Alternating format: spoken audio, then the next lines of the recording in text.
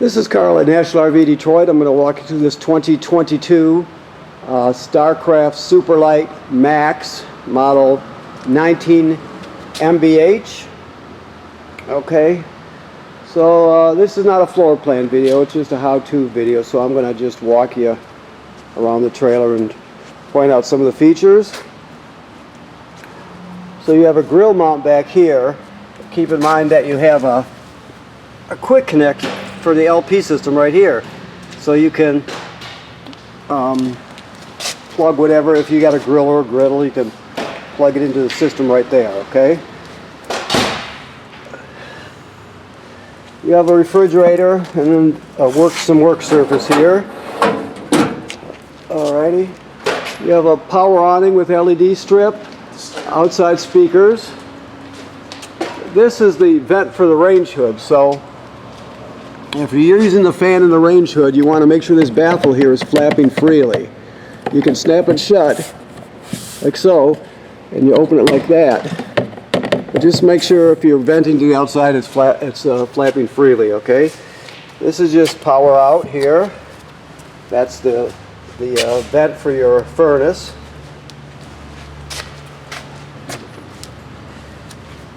With this one, when you're putting the awning out, make sure the door is at a right angle to the wall so you don't hit it with the awning arm when you're putting the awning out. Okay, you have this one comes with a griddle, and here's the LP line that for the quick connect I was just telling you about. There it is right there. Okay, so that's what you would hang your griddle on that rack back there. That swing out rack, and then you would plug in, or connect it to the system with this hose here. Okay, I had a hard time getting that out, but I think I got it. So you're also getting a hitch, a Husky centerline weight distribution hitch with built-in sway control. So we'll show you how that operates when you pick up your trailer. Another feature: these are pre-wired for cameras here, so you can see that if you were to buy the kit. This part comes right off and the camera fits right on there. So you have I think you would have a rear backup camera, and then a door side camera and off door side camera. So it's probably a 3-camera kit. Okay, your power tongue jack has a hitch light, and if it ever fails, you can pull this rubber plug out of the top here, and you can use a crank, or you can use a 3/4 inch 6-point socket on a drill, whatever you want to do.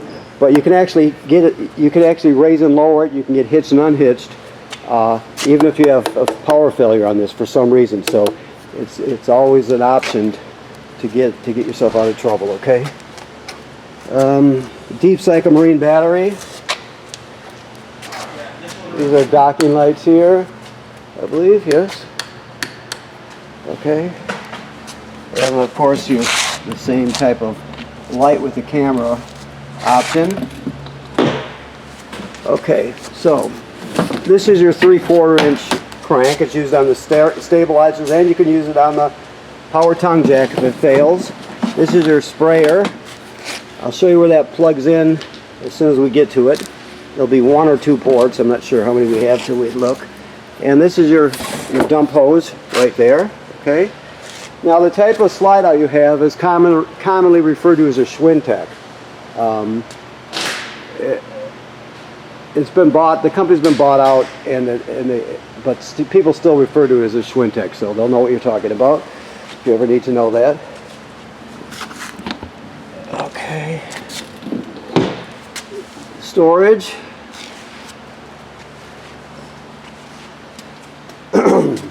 This is where your sprayer would connect right there. This is the water hookup right here. So you would put screw the hose right on there. And if you look at this drawing, when the blue valve is horizontal, it'll fill your fresh water tank, right? If it's vertical, it's a regular city water hookup. So if you're camping someplace if you're using city water, you would have it in this position. But if you're camping someplace that that doesn't have a city water hookup and you want to pre-fill your fresh water tank, you can just put it in that position and fill it up, and then you can use the onboard pump to pump the water. I'll show you the switch for the pump when we get inside, but either way you'll have running water. So, okay, all right. And this is your black tank flush here. That's the sticker for it. It's telling you that don't ever use it with the black tank valve closed. You always make sure the black tank valve is open. So if you look, let's see here, get down here to see. That's your black tank valve right there, and your gray is on the other side there. The larger one's always the black tank. So when you dump that, you leave the valve open, and then you would put the hose on here, turn it on, it'll spray out the inside of your black tank, clean off the sensors, that sort of thing. Just make sure you always have the valve open when you do that, okay? And there's also some cable, satellite and campground cable through right there. Okay, your power cord, which is 30 feet, 30 amps.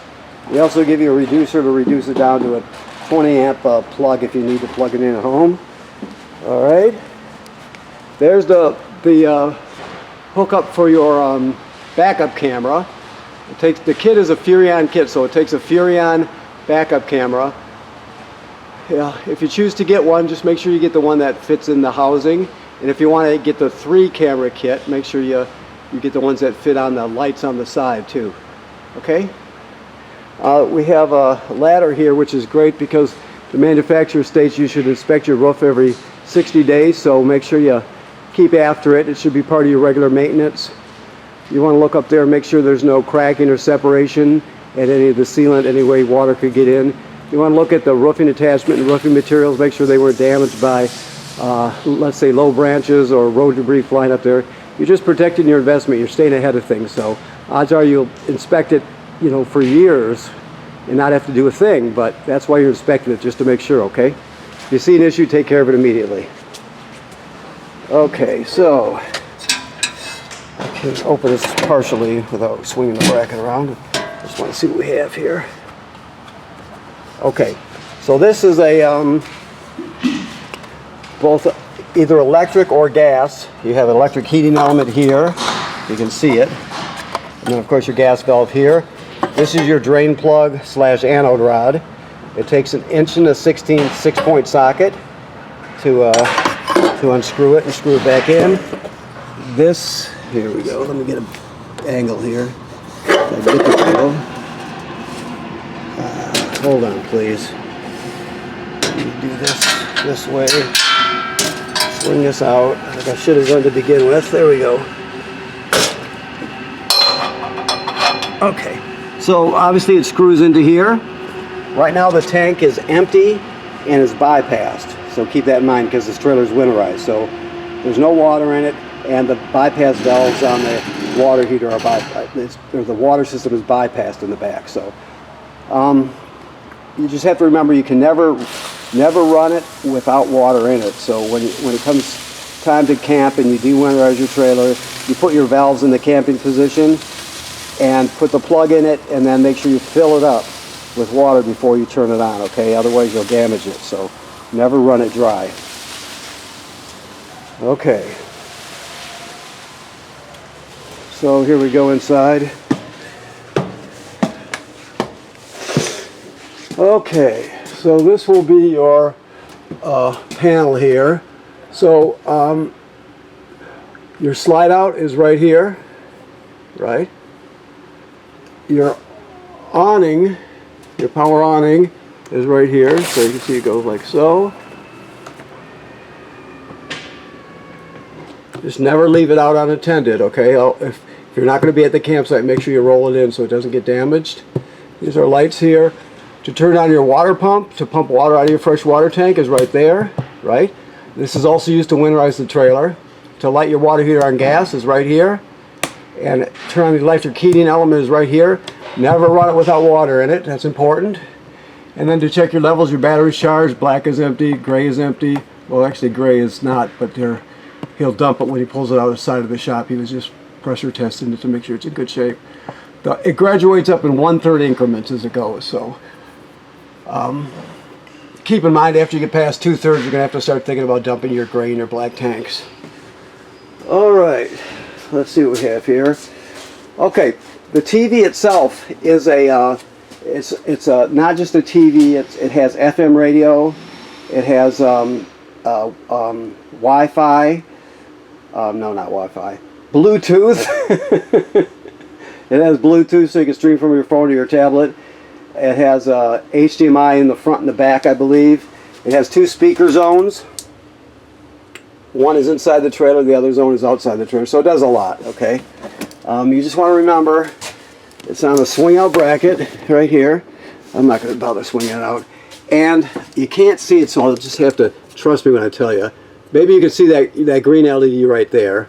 And there's a little button next to it, right? You can turn it on and off. You always want that to be on, glowing green. Or that's the digital signal booster for the antenna. Otherwise, you won't get a good picture. So keep that in mind. You can jackknife this couch, or actually you just lay the couch flat, and then you can pull your Murphy bed over it, which is a great thing. That way you can, you reclaim the floor space during the day, which is great. You're not only reclaim the space, you got a good couch to sit on too. It kind of beats sitting in the if you have to stay in the trailer for several days because of the weather, it makes it a lot more comfortable than just sitting at the table. So you can pull the legs from this table, and you can drop it down onto these cleats here, the tabletop, turn it into a bed, so you got another place to sleep. Convection microwave, works like any other one, but it's a convection. This is your range hood I told you about, opening the baffle outside, remember?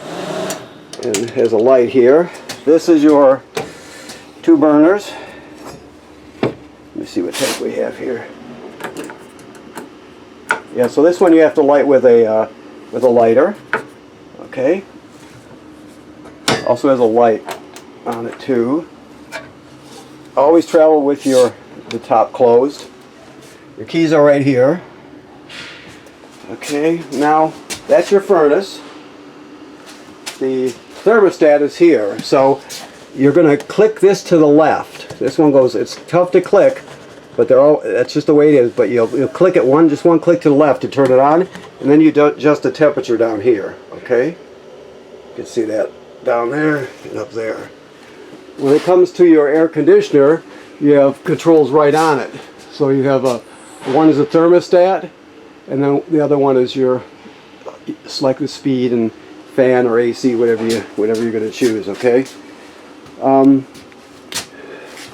This is a gas absorption refrigerator, so it'll run on 110 AC or LP gas, right? So you turn it on right there. It's on right now. You hit the mode button, and that's just electricity. That's just gas. That's where you want it. Automatic electricity, A with a picture of the plug. The reason you want that auto electricity is because first of all, when you plug it in, if it can't find electricity, it'll automatically turn on gas. Second of all, most importantly I guess, let's say you go out exploring for the day, you leave early in the morning, it's going to be a nice hot day. Soon after you leave, the campground has a power failure, right? It'll sense the lack of the power failure, and then it'll automatically light on gas, so you won't spoil your food, and it'll just be running on gas when you get back. As soon as the electricity comes back, it'll switch back over to electricity. Okay, like I said, you can select just electricity or just gas, but come on now, that's where you want it. Okay, and of course, right, this means the power's or the cooling's up all the way, as cold as it gets. You just continue to hit the picture of the thermostat there. Okay, I'm having a hard time here today. Okay, this is the power converter right here. So what this does is converts AC to DC power. First of all, you can see it auto detects the type of battery you have, which is good. So when you're plugged in to shore power, you've got 110 AC right here. Regular circuit breakers like you see at home, they're all labeled. Then the power is converted to 12 volt DC on this side, so you got 12 volt fuses and breakers, and they're all automotive type fuses, I guess you would say. And Another thing is if you, let's say, there's basically two ways to charge the battery. When you're pulling down the road, your alternator on your tow vehicle will charge the battery through the charge line, and when you're plugged in to shore power, this charges your battery. So it's semi-smart, so it'll determine how much energy is in your battery, and then it'll send as many amps as you need. If the battery's topped off, it'll just trickle a couple amps to maintain it. If it's low, it can send 5 or 10 amps, whatever you need. So it's a battery tender. It'll always keep your battery charged as long as you're plugged into shore power. Okay? Okay. Went a long way for that. So, this is your carbon monoxide LP gas detector. It's also a low battery alarm, I believe this one is. Let's see what we got here. That's LP is good, carbon monoxide, and low battery alert. So when it beats slowly, the same tone but slowly, is telling you your battery's low. It should always be green. If it's not green, get it serviced. It's very important, obviously. So if it alerts for carbon monoxide or LP gas, you shut everything off in here, you open the door, leave it open, take everybody outside, shut the gas off at the front, and figure out what's going on, okay? It's very important. Like I said, it should always be green. If it's not, get it serviced. Okay. Okay. So this will flip up here, so you can use it for storage. Your sink and your shower work like any other sink and shower. This GFCI here, all the plugs in the trailer, including the one outside, are wired through it. So if you're using something outside that pops, you'll reset it in here, okay? The toilet's an RV toilet, so it sits right over the black tank, right? Let's see here. There's a flush pedal. Let me change hands here. There's a flush pedal right here, as you can see. So you can't use this dry. By dry, I mean, let me get over here where we can see. By dry, I mean an empty, dry black tank below. So when you pull into the campground, you're going to hook up your power and your water. Then you'll come inside, you'll dump 1 dose of chemical right in the bowl. Then you'll stand on the flush pedal and hold it down. Water will come swirling out. You stand on it long enough to put at least a gallon of water into the black tank below, okay? Some people use more, but don't use less than a gallon. But it's up to you after a gallon or more. But you want at least a gallon of water plus the chemical in the black tank before you use it. Otherwise, it'll smell super bad and it can get clogged up. So you always want to have water and chemical in it. You never use it dry, okay? And then you have a vent fan, of course, in the skylight. Okay. Wow. So, okay, I think that pretty much covers it. I think we got it. Let's see, yes. So, okay, well, thanks for bearing with me here. And thanks for purchasing your trailer here at National RV Detroit. Please remember what I said about inspecting the roof. That should be part of your regular maintenance schedule. People, generally speaking, don't inspect it enough. You're just protecting your investment. So make sure you take care of that. And then right now the trailer's winterized, so all the water's been purged from it. Although I did see water in the toilet, so I better be careful when I tell you this. This is inside right now, and I'm not prepping it. When you pick up, we'll tell you exactly if it's winterized or de-winterized, exactly what state it's in, because normally this time of year we'd send them out winterized, but I noticed that there's water in the toilet bowl. So when you pick up, we'll talk to you about it and make sure that it's if you want it de-winterized, it is, or if you want it winterized, we'll take care of it. Okay, thank you.